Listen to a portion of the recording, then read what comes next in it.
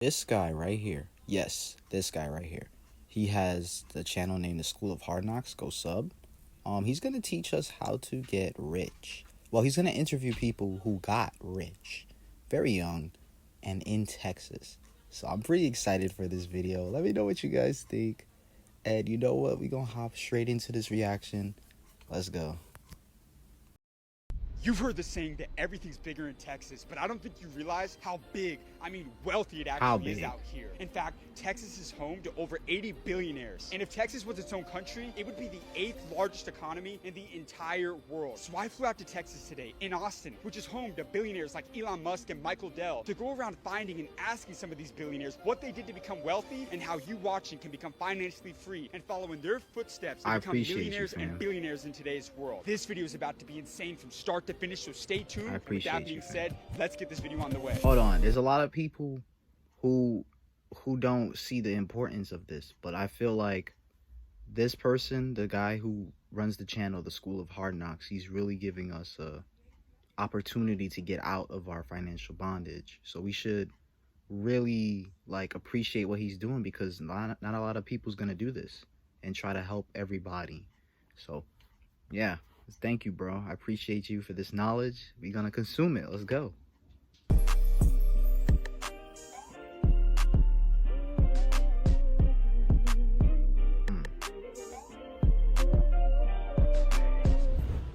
Excuse me, sir. Sir, question. I'm working on the angle. Is this your G-Wagon?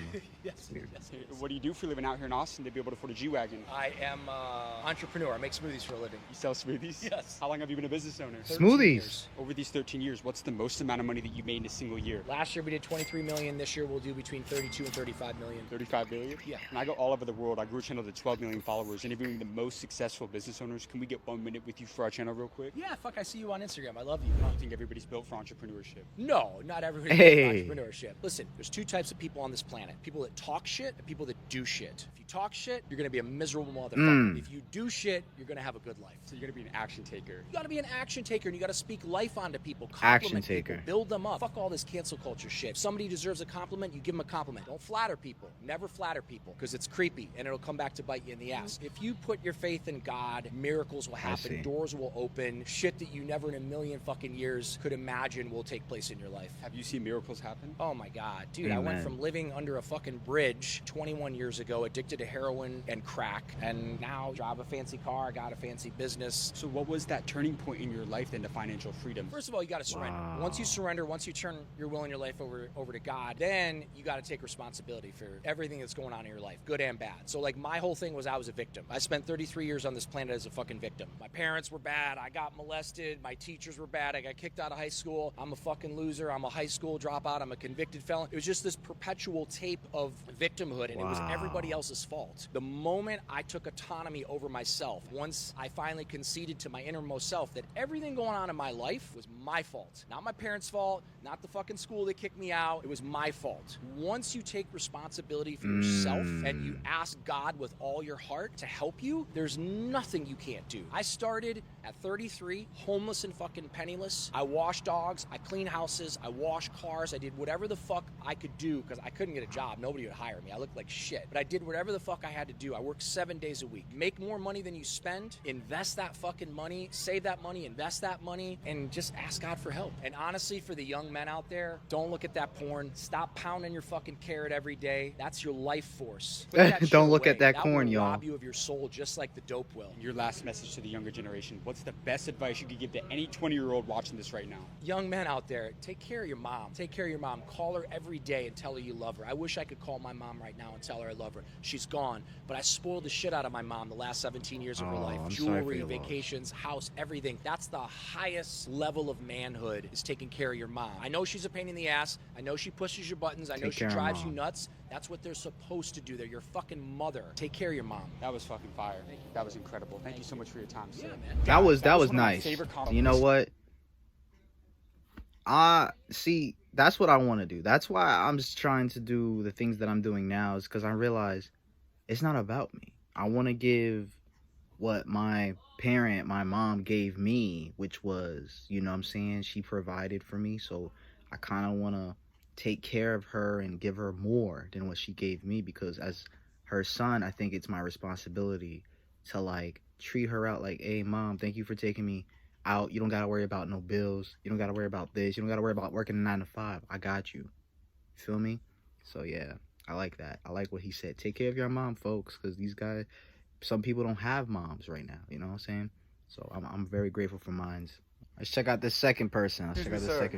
Question for you. Yes. How old were you when you made your first million? Well, how old was I when I made my first million? 28. 28 when What he line of made his business are first you in? million. What line of business am I in now? Yeah. I'm an investor. So you're in finance. Yeah, private equity and venture capital, absolutely. What was the most amount of money that you made in a single year? A lot of money. Could you give me a range? So through the grace of God, the companies I started do well in excess of $1 billion of revenue. 1 Are billion? you serious? Yes. You're doing $1 billion in revenue a year? The companies that I started, yes, absolutely do. What's the best industry somebody can get into in today's world? Oh gosh, there are a lot of great ones, and everybody will say, Give me the number one right now. I'm going to redefine the term industry. Africa. Here's the story. Follow me on this. 9 of the 20 fastest growing economies in the world are going to be in Africa in 2025. Everybody's overlooking it. Only 0.5% of the world's private equity and venture capital is going into Africa, despite the fact that it's going to be the only continent with a growing population. A marketplace is all about consumers and producers instead of people on the tail end of life that are draining money out of an economy. Africa has a vibrancy. They're able to just step over the traditional landline telecom. They're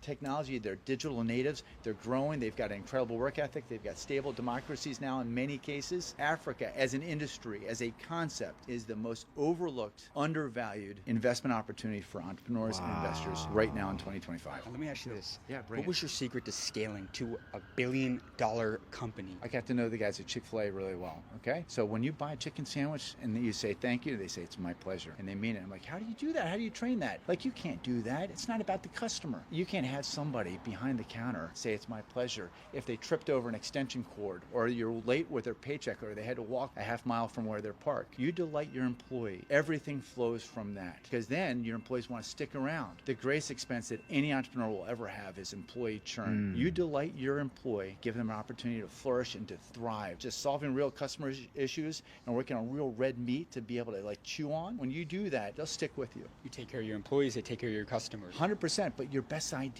are going to come from your customers that are taking care of those employees. I'm not smart enough to have enough good ideas about how my business needs to thrive and flourish and pivot and make all the decisions I need to make. I need to rely on my company employees. You see, when they feel like they're in a safe environment where they can thrive and flourish and work on really important work, they're thinking about how to do it better. If instead they're thinking about how do I get another paycheck from someplace else, then I've lost that competitive mojo. You take care of your employees, you love them, you understand their story and who they are and what makes them tick, they'll stick with you and you'll have a business that'll thrive. Now you guys see why they say everything's bigger in Texas. And this video is off to a crazy start. It is off to a crazy start.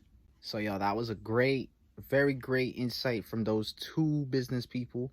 If y'all want to see more, the link will be in the description for the video.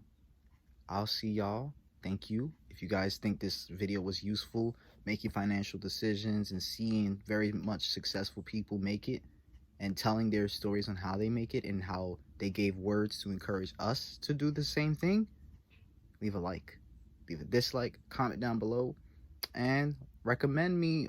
If y'all have any recommended content you want to send me, let me know and I'll react to it. This is the first time I'm actually doing my face, so we're working on the whole camera setup, okay? Everything's gonna be, you know what I'm saying? We working on the setup, okay? We working on the setup. Don't worry about that. Anyway, I love you guys. Peace. Yeah, we litty in the back, always do the same thing. 5 golden millionaires coming up the same way. In a hurry, we don't back, always flip my same game. Bible focusing on that, God is great, he ain't changed. Yeah, we litty in the back, always do the same thing.